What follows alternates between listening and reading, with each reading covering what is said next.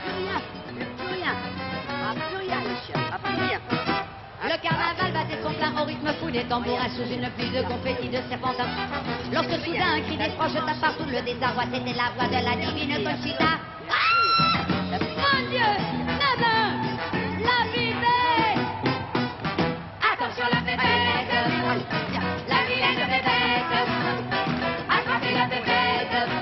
Prenez bien garde à la bébête! Allez, hop, en avant! Salut, au revoir! Au revoir, au revoir! Allez, venez! Venez les chiens, viens! Oui, oui, j'ai toujours eu des chiens. De ma tendre enfance, je peux vous raconter ma vie par mes chiens, si vous voulez, ou par mes animaux.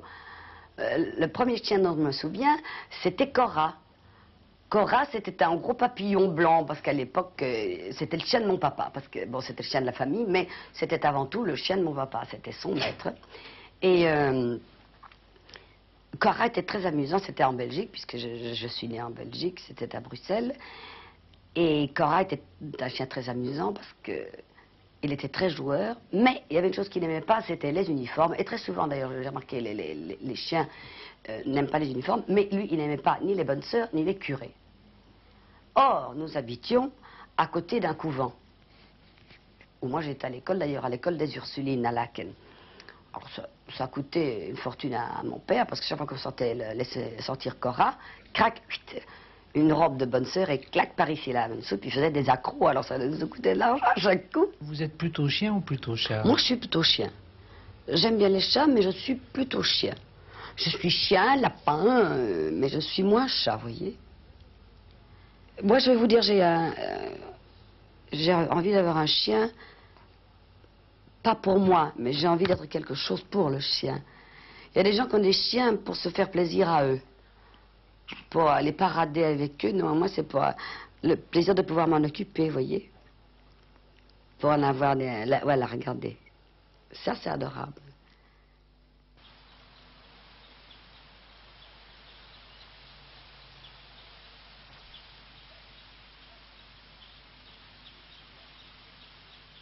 Allez, des chiens de la maison, il y a Kiki d'abord. Kiki d'abord, c'est lui que j'ai depuis très très longtemps, ça va faire plus de 10 ans.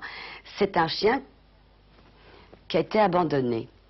C'est-à-dire qu'on l'a trouvé, il avait un collier, il avait un numéro de téléphone et on a téléphoné. Et la femme nous a répondu: de quoi vous vous mêlez? Moi je veux plus de ce chien, c'est un chien fugueur. De quoi vous vous mêlez? Alors on lui a dit: mais pourquoi vous avez laissé votre numéro de téléphone? Mais il est parti, c'est un fugueur, je n'en veux plus. Faites-en ce que vous voulez. Alors on l'a recueilli, bien sûr.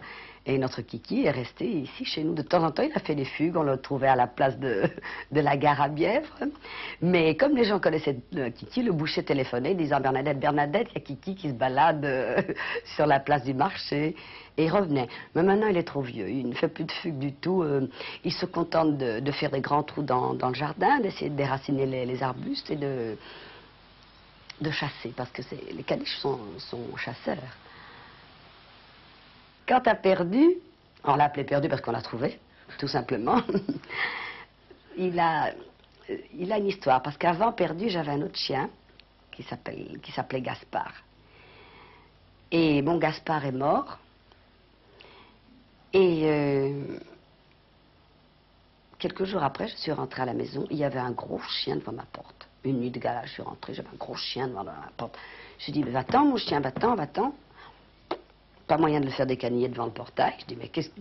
J'y va-t'en. Je dis à Bruno: laissons-le rentrer là. La nuit, demain, on téléphonera au commissariat, voir si les gens ne vont pas réclamer leur chien.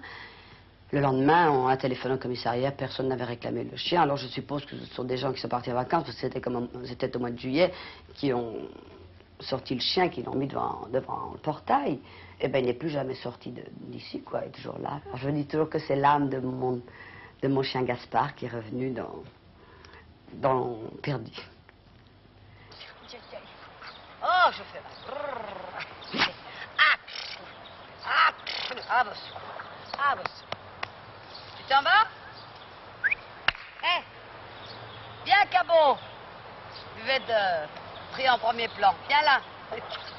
Perdu. Pourquoi pensez-vous que les animaux de compagnie apportent justement quelque chose de spécial aux gens?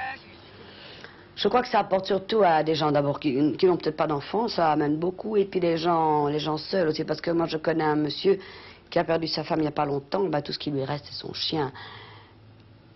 Et cet homme est fou de ce chien. Je souhaiterais presque qu'il meure avant son chien, car il va être tellement malheureux. Il a été tellement malheureux de perdre sa femme, mais il sera encore beaucoup plus malheureux quand il perdra, parce qu'il n'aura plus rien. Si, il aura des amis, mais les amis, on n'en a pas tellement en fait. Voilà. Alors voilà, c'est terminé. Ah non, non, c'est terminé. Non, mon vieux. Les gens ne voulaient pas, moi, de ce chien. C'est Bruno, c'est mon mari qui me l'a acheté. Je faisais un gala à la salle Pléel il y a de ça quelques mois. Et il y a une jeune femme qui est venue me faire signer un autographe. Et dans les bras, elle avait un tout petit chien miniature comme ça. Ce sont des petits spitz nains. Et Bruno a dit, oh, qu'il est beau ce petit chien. Oh, faudrait qu'on ait un petit chien. Un jour, il est parti à Rochefort, près de La Rochelle. Et il m'a ramené ce chien. Moi, je jouais Nini la Chance à l'époque, j'étais en tournée à Limoges. Il m'a ramené cette petite boule qui était comme ça. Je veux dire que quand il est mouillé, on dirait vraiment un saucisson à pâte. Hein. Il est vraiment... il reste plus rien du tout. Et pour vous, qu'est-ce qui compte finalement le plus dans la vie? C'est l'humour, la drôlerie ou la tendresse? Oh, la tendresse. C'est la tendresse. Oh, la drôlerie, vous savez, on en a... La drôlerie, l'humour, j'aime beaucoup, mais j'en trouve avec mes copains de théâtre et de variété, ou même avec les gens que je rencontre, car en fait, je dois dire que j'ai un besoin de donner, un besoin de partager avec les gens. Et ça, je le trouve chaque soir. En fait, je partage avec mon public, je partage avec tous les petits-enfants qui sont là. Et ça me fait grand plaisir. D'abord, moi, je réagis... pas comme une adulte, parce que je trouve les adultes qui sont trop sérieux, ils sont empoisonnants. Moi, je suis très bien avec les enfants, comme je suis bien avec les animaux.